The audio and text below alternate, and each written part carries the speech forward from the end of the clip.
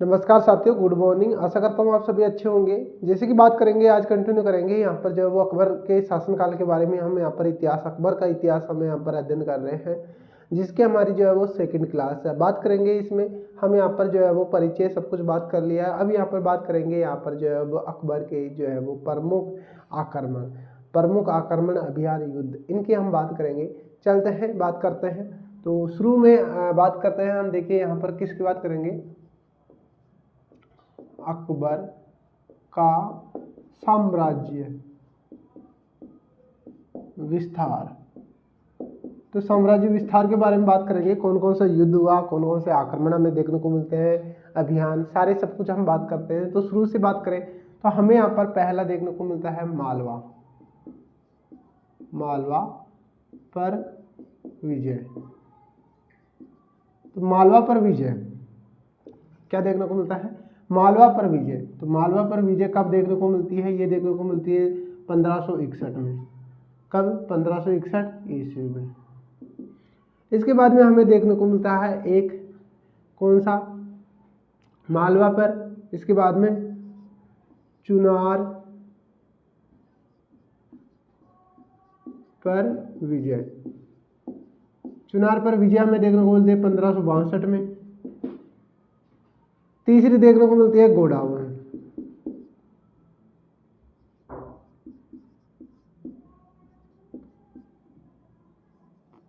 आक्रमण, ये देखने को मिलता है आक्रमण या विजय 1562 में। ये तीन यहाँ पर जो है वो साम्राज्य विस्तार के लिए थोड़े स्टार्टिंग के दौर पे हमें यहाँ पर युद्ध देखने को मिलते हैं। इसके बाद में अकबर के द्वारा जो है वो राजपूताने पर यहाँ पर जो है वो आक्रमण किया जाता है। राजपूताने यानी राजस्थान के प्रांतों पर यहाँ पर जो है वो अधिकार यहाँ पर करने के कारण यहाँ पर किए जाने का यहाँ पर जो देखने को मिलता है। तो कहाँ पर करता है, बात करेंगे राजपूताना, या जिसे बोल सकते हैं राजस्थान। तो राजस्थान के राजपूतों पर आक्रमण। तो राजस्थान के राजपूतों पर आक्रमण हमें कब से देखने को मिलता है, हमें देखने को मिलता है, स्टार्टिंग की बात करें तो हमें देखने को मिलेगा राजस्थान में कौन देखने को मिलेगा, सबसे पहले हमें देखने को मिलेगा आमेर पर। क्या? आमेर पर। तो आमेर पर कब देखने को मिलता है, आमेर पर देखने को मिलेगा, कब देखने को मिलेगा, 1561 ईस्वी में। बात करें आमेर पर, कहाँ पर जो है वो आक्रमण करते हैं, तो आमेर के यहाँ पर जो है वो कछवाहा वंश के शासक होते हैं। कौन? कछवाहा शासक। कौन? कछवाहा शासक कौन मिलता है? मालदेव। कौन? मालदेव या बिहारी मल।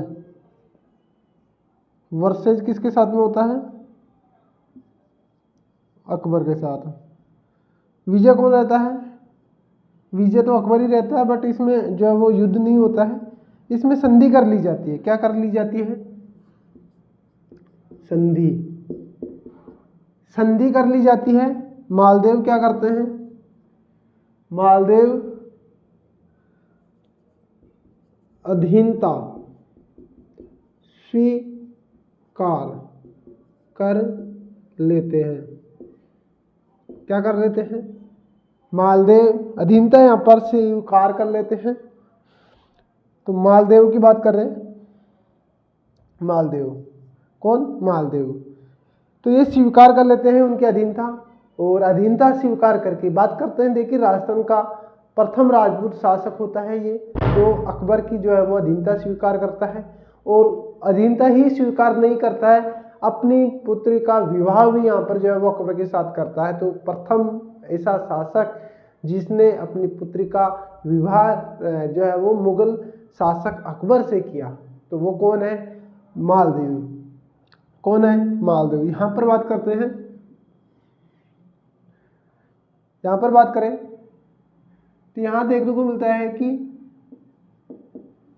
मालदेव ने अधीनता के साथ अपनी पुत्री का विवाह अपनी पुत्री, नाम क्या देखने को मिलता है, बात करें कि मालदेव की जो पुत्री थी वो पुत्री का नाम हमें जो है वो आपने जो है वो सीरियलों में देखा होगा, जोधाबाई। क्या देखने को मिलता है, जोधाबाई। बट उसका नाम जोधाबाई ना होकर हरकाबाई होता था। क्या होता था, हरकाबाई। क्या होता था, पुत्री हरखाबाई। हरकाबाई का विवाह अकबर से कर दिया जाता है, या अपनी पुत्री हरकाबाई का विवाह अकबर से कर दिया। ओके, कौन कर देता है, मालदेव। तो अधीनता भी स्वीकार करता है, अपनी पुत्री का विवाह भी जो है वो करता है हरकाबाई, या फिर आपको देखने को मिलेगा कई बार हरकाबाई। आप यहाँ पर ऑब्लिक यहाँ डाल सकते हो, जोधाबाई।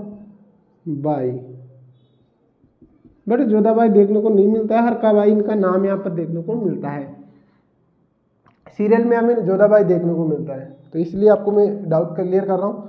तो ये कब देखने को मिलता है, ये आमेर के क्या है, कछुआ वंश के शासक है मालदेव। 1561 में यहाँ पर जो है वो आमेर पर आक्रमण करते हैं, और इस तरीके से यहाँ पर जो है वो यहाँ पर अधीनता स्वीकार करके यहाँ पर जो है वो यहाँ पर आमेर में जो है वो अपना यहाँ पर मुगल साम्राज्य यहाँ पर स्थापित कर लेते हैं, मुगल साम्राज्य में मिला लेते हैं।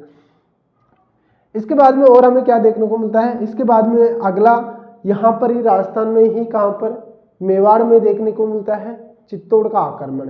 क्या देखने को मिलता है, चित्तौड़ का आक्रमण। चित्तौड़ का आक्रमण हमें देखने को मिलता है 1567। कब, 1567 में चित्तौड़ का आक्रमण कहाँ पर, मेवाड़ में। तो वहाँ पर किसके साथ में होता है, वहाँ पर होता है जो है वो महाराणा प्रताप के साथ में।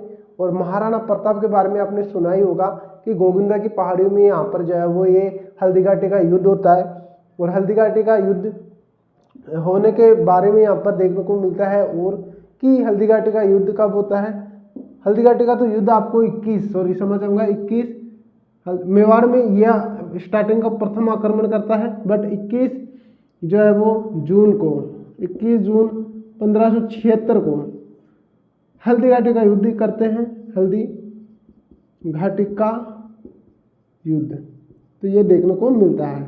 बात करते हैं, चलिए यहाँ पर एक बार आप सभी नोट डाउन कर लीजिएगा। तो इसके साथ साथ यहाँ छोटी सी एक बात और लिख लीजिएगा कि प्रथम राजपूत शासक, मैंने बात कही थी आपको, स्टार लगा लीजिए। प्रथम राजपूत शासक जिसने अधीनता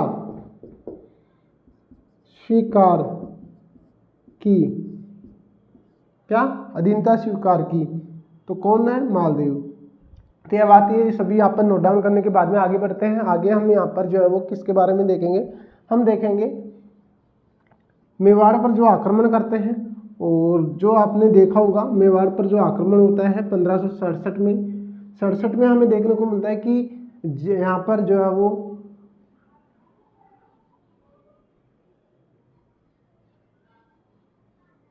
उदय सिंह यहाँ पर क्या करते हैं, भाग जाते हैं चित्तौड़ पर विजय करने के लिए, चित्तौड़ पर आक्रमण करने के लिए। जैसे ही अकबर आते हैं तो उदय सिंह क्या करते हैं,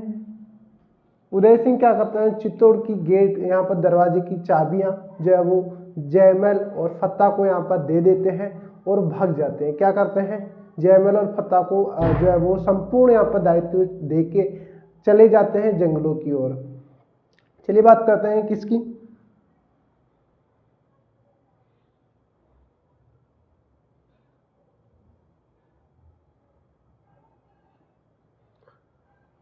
तो यहां पर बात अब कर रहे हैं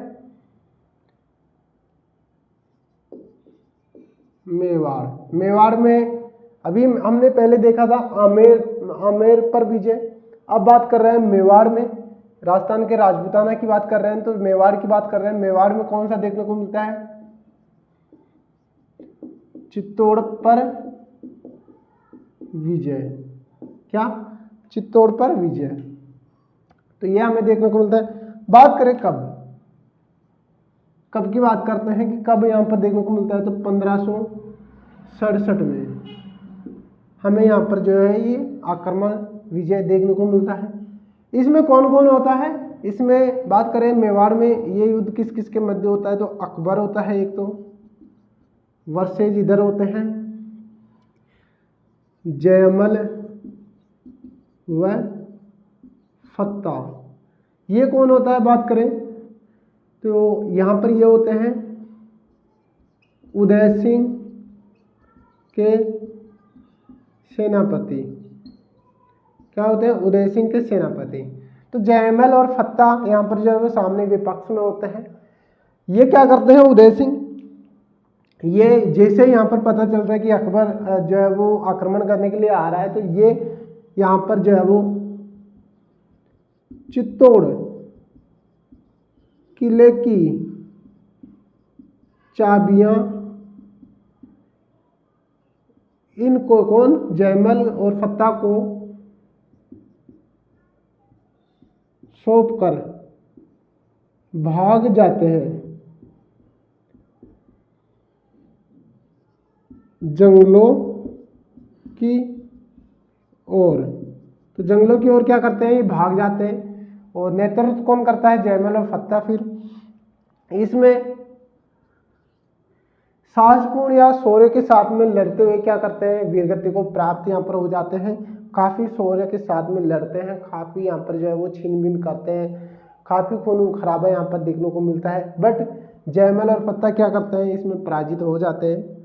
तो बोल सकते हैं हम शौर्य के साथ जयमल व फत्ता लड़ते हुए वीरगति को प्राप्त हो जाते हैं। और इधर क्या होता है? मेवाड़ पर अकबर की विजय। तो इस तरीके से यहाँ पर जो है वो अकबर की विजय यहाँ पर मेवाड़ पर देखने को मिलती है। तो यहाँ पर बात किया हमने, यहाँ पर किसकी बात हो रही है? यहाँ पर ये बात हो रही है चित्तौड़ पर विजय की। और इन्हीं को देखकर, देखिए क्या है, इन्हीं को देखकर, क्या, इनके शौर्य को देखकर अकबर ने, इनके शौर्य को देखकर, जयमल और फत्ता के शौर्य को देखकर अकबर ने जो है वो आगरा में, आगरा के किले के सामने, आगरा के मुख्य द्वार पर 2 हाथियों पर सवार जयमल और फत्ता की जो है वो मूर्तियां यहाँ पर जो है वो यहाँ पर लगवाई, स्थापित करवाई। क्या? हाथी। और किसकी बात कर रहे हैं? देखिए हम बात कर रहे हैं अकबर जयमल व फत्ता से प्रभावित होकर आगरा के किले के मुख्य द्वार पर इनकी हाथी पर सवार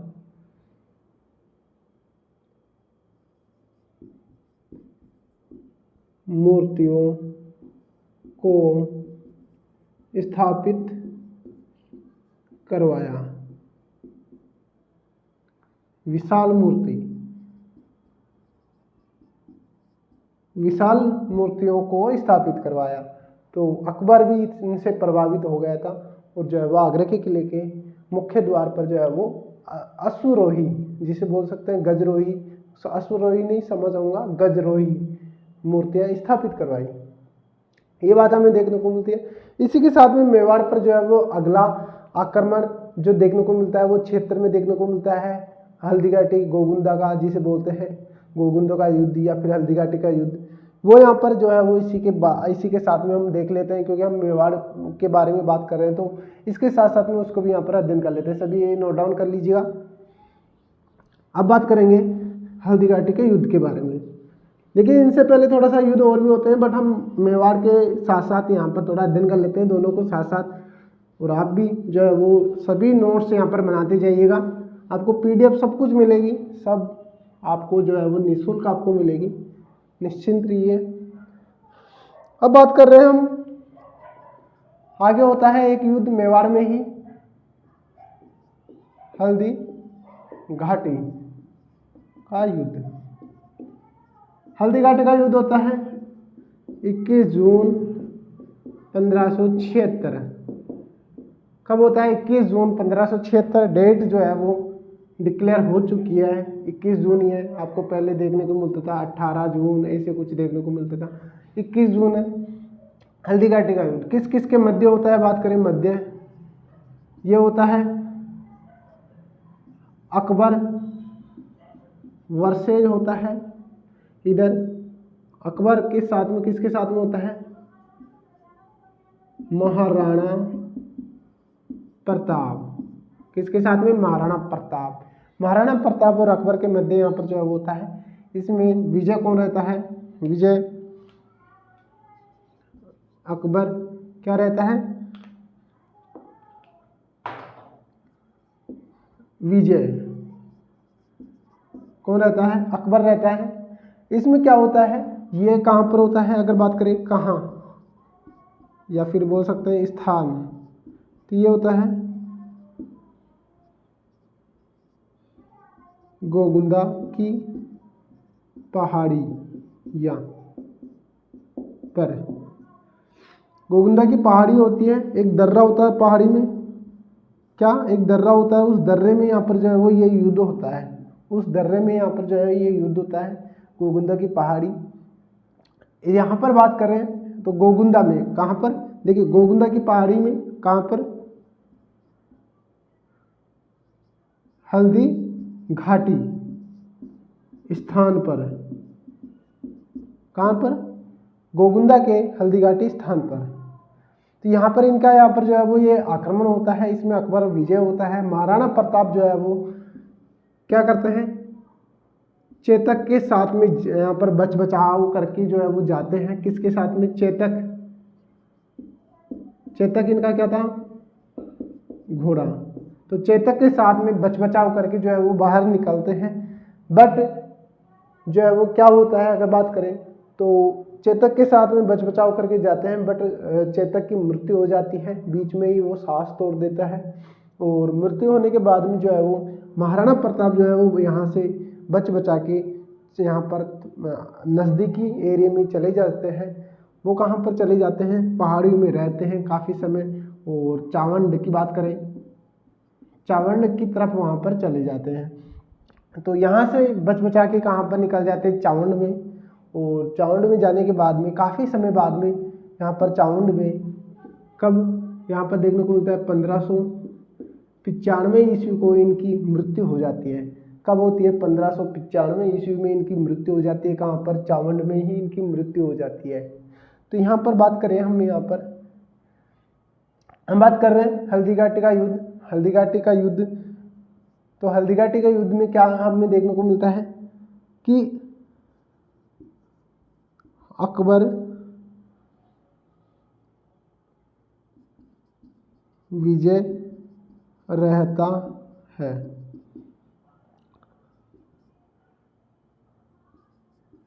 महाराणा प्रताप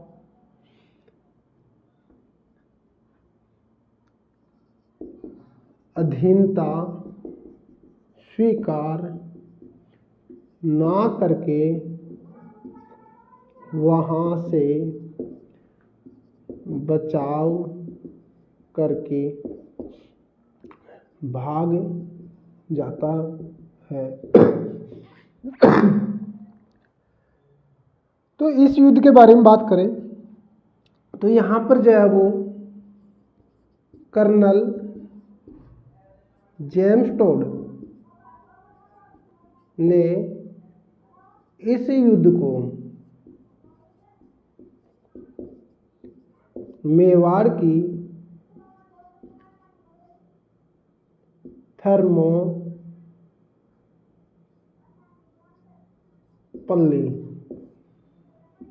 कहा। तो हल्दीघाटी के युद्ध की बात कर रहे हैं तो कर्नल जेम्स टोड ने यहाँ पर जो है वो मेवाड़ को, जो हल्दीघाटी युद्ध को जो है वो मेवाड़ की थर्मोपल्ली कहा। इसके अलावा यहाँ पर थोड़ी सा यहाँ पर ही मैं आपको मेंशन कर लेता हूँ, आपको बता देता हूँ। इधर आपको मैंने बता दिया था अकबर और महाराणा प्रताप के साथ में युद्ध हुआ था।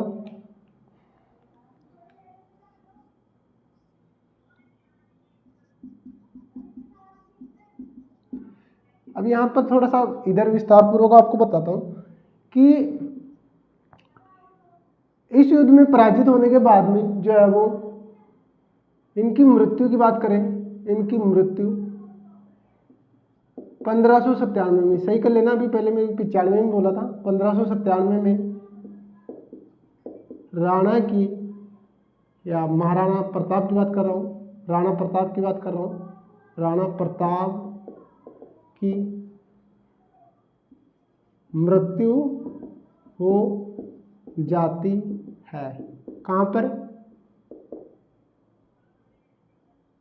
चावंड में। कहाँ पर? चावंड में।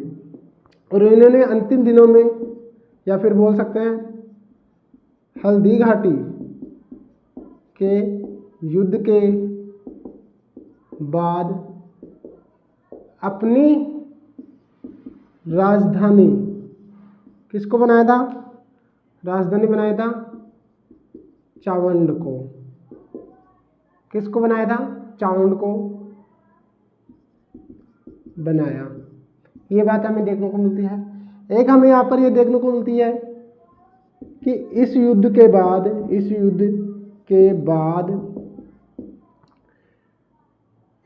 बाद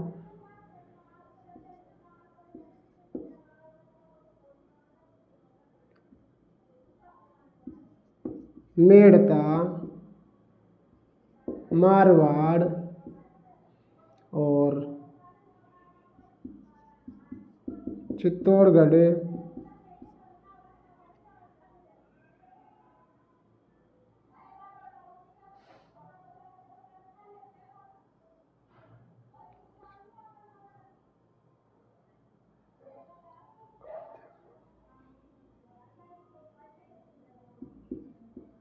रणथंभौर,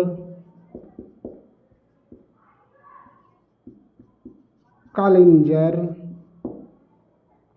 पर मुगलों का अधिकार। मुगलों का अधिकार क्या हो गया था? मुगलों का किस पर अधिकार हो गया था? यहाँ पर मैंने बात किया मेड़ता, मारवाड़, रणथंभौर, कालिंजर, इन पर जो है वो मुगलों का यहाँ पर जो है वो अधिकार हो गया था। अंतिम शासक था कौन? किसका? अंतिम शासक यहाँ पर जो है वो देखने को मिलता है किसका?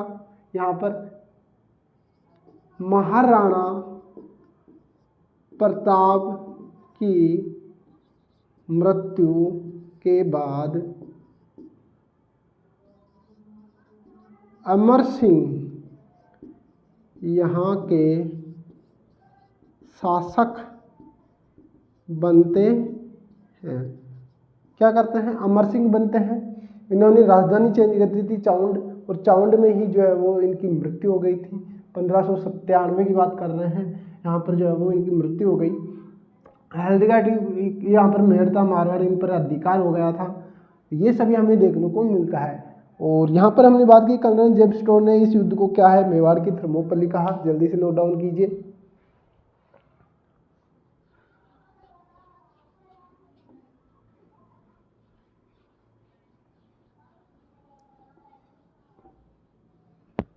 ये कब हुआ था? बात करें 1576 की बात कर रहे हैं हम। ये 21 जून 1576 हल्दीघाटी का युद्ध, ये बात हुई हल्दीघाटी की। बट एक छोटी सी बात, आप पहले वाले युद्ध जो हुआ था, आक्रमण जो हुआ था चित्तौड़ पर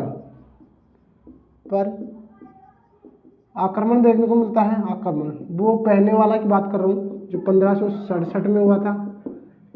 इसमें किसके साथ में हुआ था, मैं वापस से आपको थोड़ा सा बात बता रहा हूँ कि 67 में जो है वो किसके साथ हुआ था, वो यहाँ पर उदय सिंह, किसके साथ में, उदय सिंह के साथ में हुआ था, जो भग जाता है जंगल की तरफ और किसको, जयमल और फत्ता को देके। तो यहाँ पर बाद में विजय के बाद में देखिए मैंने वहाँ तक बता दिया था कि विजय हो चुके थे, वो पराजित हो गए थे, वीरगति को प्राप्त हो गए थे।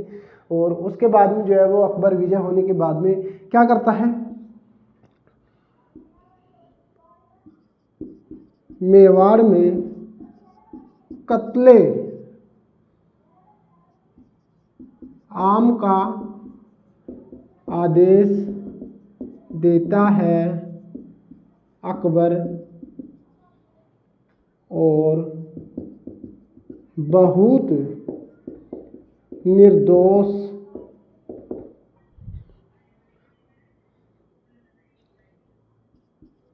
व्यक्तियों को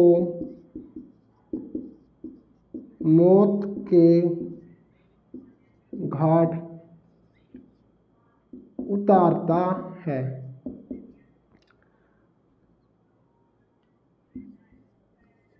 इसको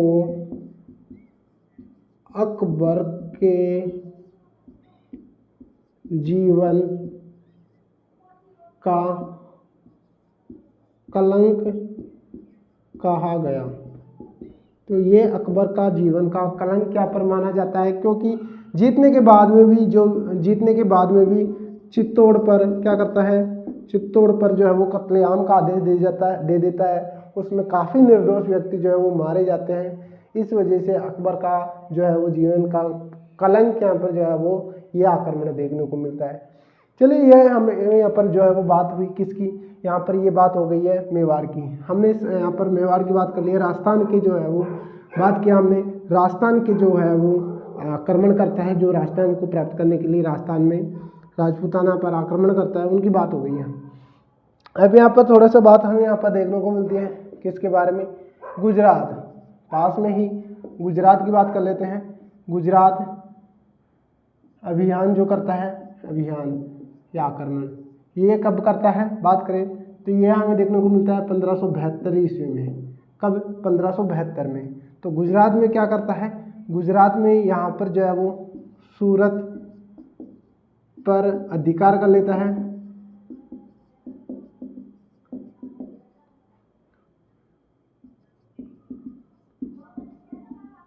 कौन कर लेते हैं, मुगल।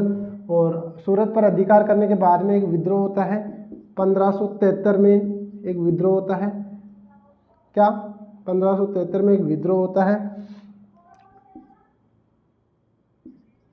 गुजरात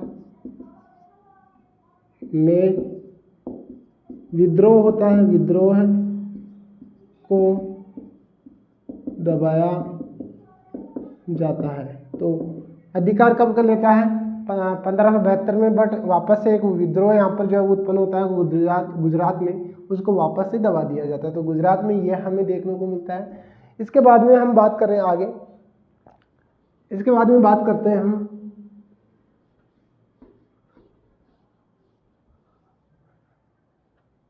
चलिए हम थोड़े से यहाँ पर और जानकारी रह जाती है कि नागौर के बारे में। एक नागौर दरबार लगा था, नागौर दरबार, नागौर दरबार लगा कहाँ पर, नागौर दरबार लगा था। कब लगा अगर बात करें 1570 ईस्वी में। कब लगा था, 1570 ईस्वी में लगा। और बात करें किसने लगवाया, ये लगवाया जो है वो क्यों लगवाया। अब बात मेन बात ये आती है कि कौन लगवाया। तो यहाँ पर जो है वो राजपूताना शासक जो थे, राजपूताना सभी राजपूत शासकों को जो है वो अकबर की अधीनता स्वीकार करने के लिए यहाँ पर जो है वो यहाँ पर जो है वो दरबार लगाया गया। तो किसने लगवाया था बात करें तो ये लगवाया था यहाँ पर जो है वो किसने, यहाँ पर इनके ससुर कौन थे, जिसने हमने बात किया था, कौन ससुर जो है वो मालदेव। तो उन्होंने जो है वो ये दरबार लगवाया। क्यों लगवाया बात करें, किसने लगवाया, ये लगवाया था मालदेव। किसने? मालदेव ने। क्यों लगवाया? अगर बात करें क्यों लगवाया इन्होंने?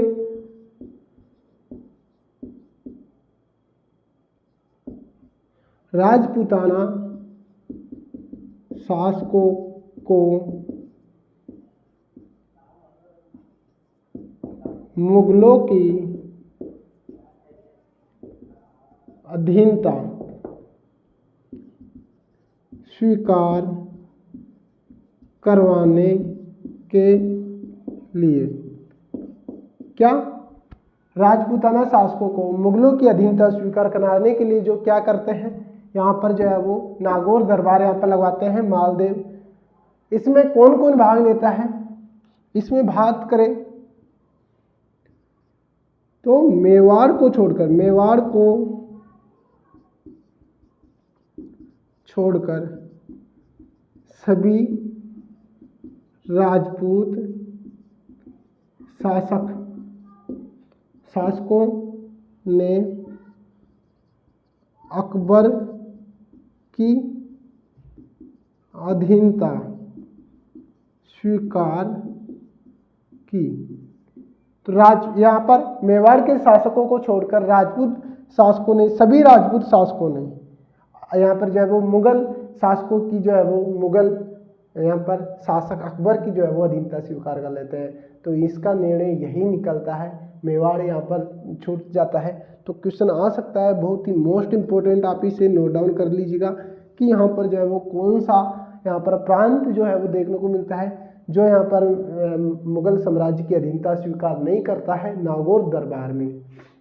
हमने बात की यहाँ पर मेवाड़ की। तो इसके साथ साथ में एक छोटी सी बात और लिख लीजिएगा कि कर्नल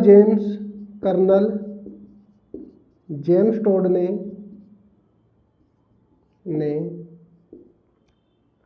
अकबर को राजपूतों का सफल विजेता कहा। क्या? राजपूतों का सफल विजेता कहा। किसको? यहाँ पर अकबर को। क्योंकि मेवाड़ को छोड़कर सभी को यहाँ पर जो है वो शामिल कर लेता है मुगल साम्राज्य में, सभी को अधीनता स्वीकार करवा लेता है, तो इसलिए इसे कहा। आगे बात करते हैं। अब यहाँ पर आगे हम बात करते हैं यहाँ पर दक्षिणी भाग की तरफ कौन कौन से अभियान करता है अकबर, और बंगाल की तरफ उत्तर और बंगाल की तरफ, बिहार बंगाल की तरफ जो है वो कौन कौन से यहाँ पर जो है वो अभियान करता है। तो हमें क्या क्या देखने को मिलता है? हमें यहाँ पर जो है वो देखने को मिलता है कि बिहार की तरफ, बिहार व बंगाल अभियान। क्या? बिहार व बंगाल अभियान जो है वो देखने को कौन कौन से मिलते हैं, वो हमें यहाँ पर देखने को मिलते हैं। बात करें तो हमें पहला देखने को मिलता है, कौन सा? पहला हमें देखने को मिलता है कंधार पर विजय। किस पर? कंधार पर विजय। दूसरा हमें देखने को मिलेगा काबुल पर विजय। काबुल पर विजय की बात करें तो ये देखने को मिलता है 1585 ईस्वी में, और कंधार पर यहाँ पर देखने को मिलेगा 1595 ईस्वी में। इसके अलावा और भी यहाँ पर देखने को मिलते हैं, जैसे कि बात करें यहाँ पर देखने को मिलेगा कश्मीर, और बात करें कश्मीर के साथ साथ में बलूचिस्तान। कौन? कश्मीर, बलूचिस्तान, यहाँ पर भी जो है वो अकबर का अधिकार हो जाता है यहाँ पर। इसके साथ में यहाँ पर सिंध, ये सभी। ये किसकी बात हुई हमारे बिहार बंगाल विजय की हमने बात की, जिसमें हमने बात की कि यहाँ पर जो है वो अकबर यहाँ पर जो है वो कहाँ पर बलूचिस्तान, सिंध, कश्मीर, कांधार, काबुल पर यहाँ पर जो है वो अभियान करके इन पर अधिकार कर लेता है। आगे बढ़ते हैं, अब बात करते हैं दक्षिणी भारत पर। दक्षिणी भारत पर जो है वो अभियान करता है, दक्षिणी भारत के अभियान किसकी बात,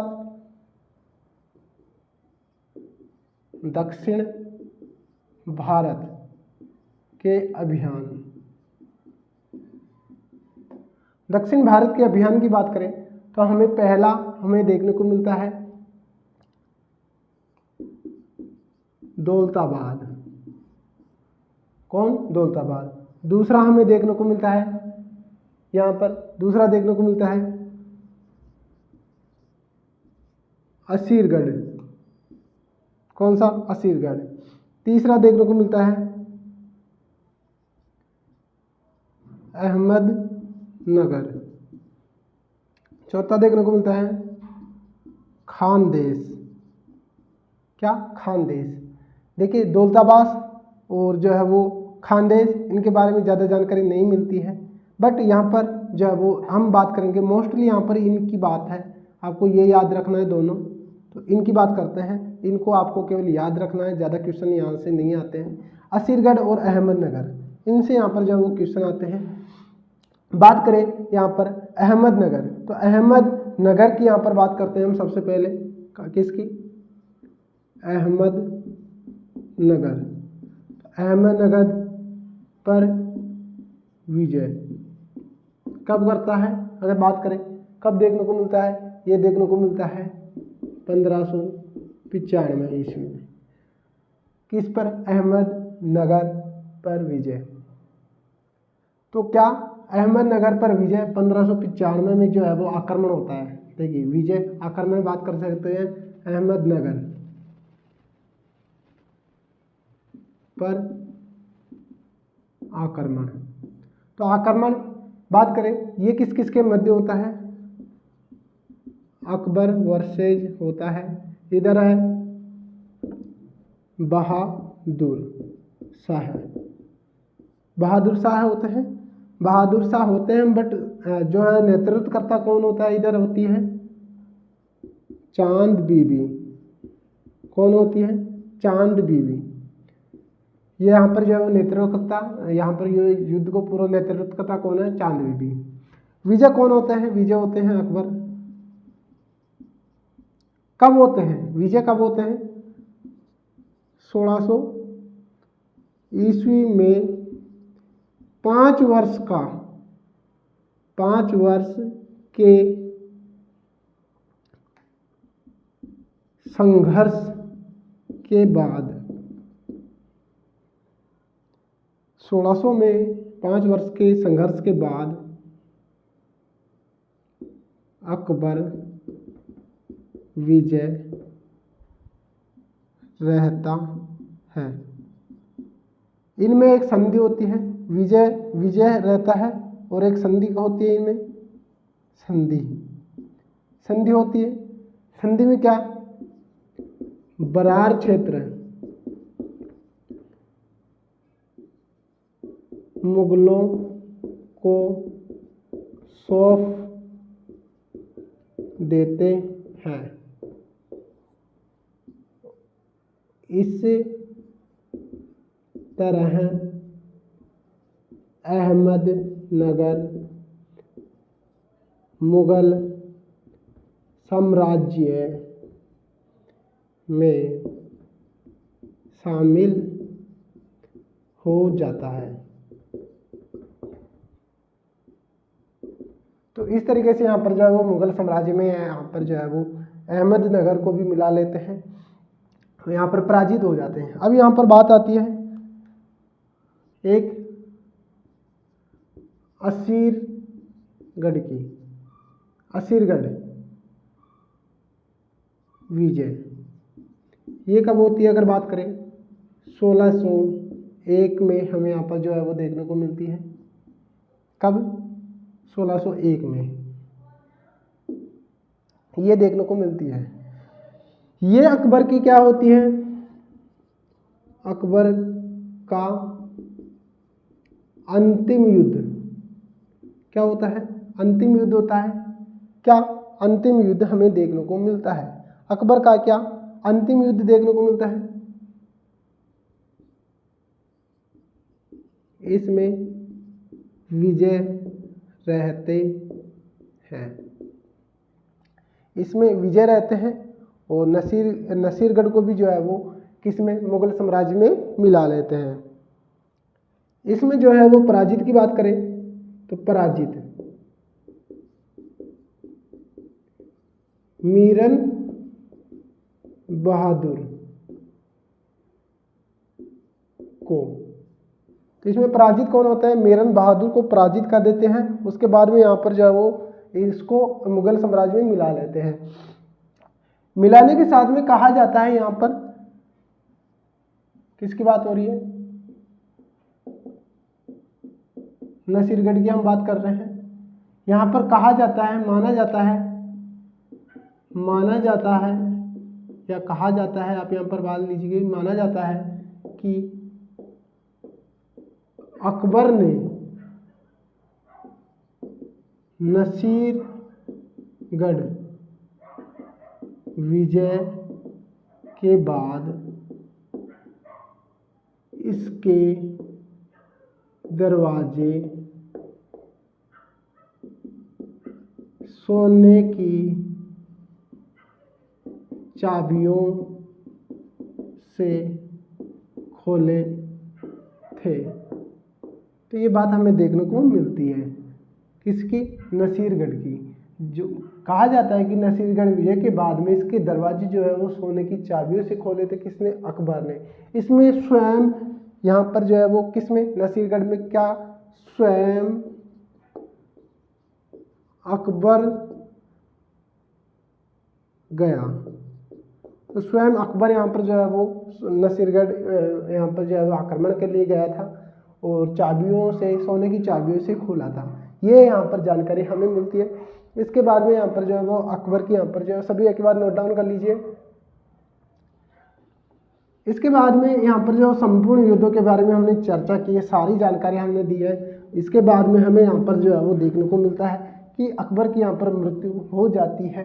कब, अकबर की मृत्यु के बारे में बात करें तो अकबर की मृत्यु हमें देखने को मिलती है, मृत्यु की बात कर लेते हैं,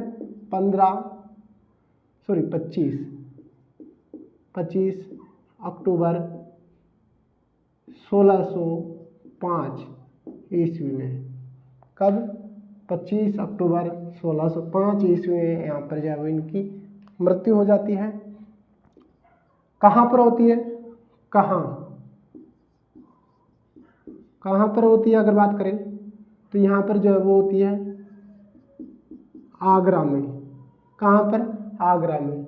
आगरा में भी अगर बात करें कहाँ पर, तो आगरा में भी यहाँ पर जो है वो कहाँ पर होती है, सिकंदरा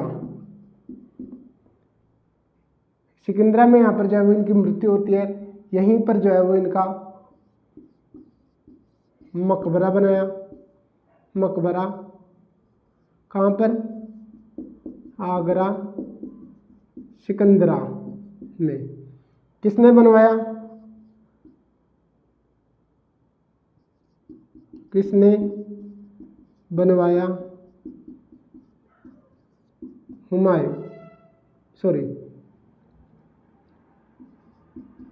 जहांगीर। तो जहांगीर ने जो है वो इसका मकबरा बनवाया। बात करें कैसा बनवाया था, तो बौद्ध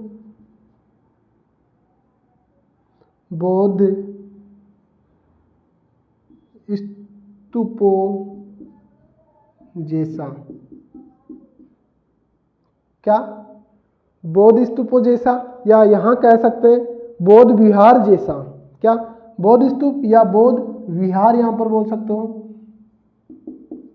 बौद्ध विहार समान हम बात कर रहे हैं।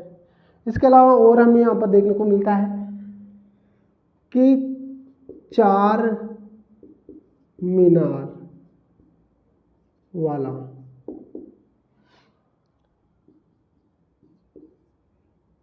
गुंबद विहीन, गुंबद वहीन या विहीन मकबरा। क्या? गुंबद वहीन मकबरा हमें यहाँ पर देखने को मिलता है। ये सभी जानकारी हमने किसकी बात की है? ये सभी जानकारी हमें यहाँ पर जो है वो देखने को मिलती है। और बात करते हैं चार मीनार, ये जो थी वो बहुत ही सुंदर यहाँ पर जो देखने को मिलती थी। क्या? चार मीनार यहाँ पर जो देखने को मिलती है, बहुत ही सुंदर यहाँ पर देखने को मिलती थी। तो ये सभी जानकारी हमें यहाँ पर जो है वो देखने को मिलती है अकबर के बारे में। अब कल की वीडियो में हम बात करेंगे इनके यहाँ पर धार्मिक सुधार, सामाजिक सुधार, सैनिक सुधार और इनके 9 रत्नों के बारे में अगली क्लास में ही चर्चा करेंगे, सभी रत्नों के बारे में और इनके प्रमुख युद्धों के बारे में, स्टार्टिंग से प्रारंभ से यहाँ पर जो है वो अंत तक यहाँ पर जो है वो इनके विभिन्न कार्य जो किए गए थे वो सभी यहाँ पर जो है वो आपको नोट डाउन करवाए जाएंगे। तो कंप्लीट जो है वो उन वीडियो को देखिएगा, इससे पहले वाली वीडियो को नहीं देखा हो तो उनको भी देख लीजिएगा। फिलहाल वीडियो काफ़ी लंबा हो चुका है, वीडियो को एंड करते हैं। सभी साथियों को फिर से कहूँगा आप वापस एक स्क्रीनशॉट ले लीजिए और वीडियो को समाप्त करते हुए सभी साथियों का एंड तक देखने के लिए धन्यवाद। फिर मिलता है नए वीडियो में, जब तक के लिए नमस्कार, जय हिंद, जय भारत।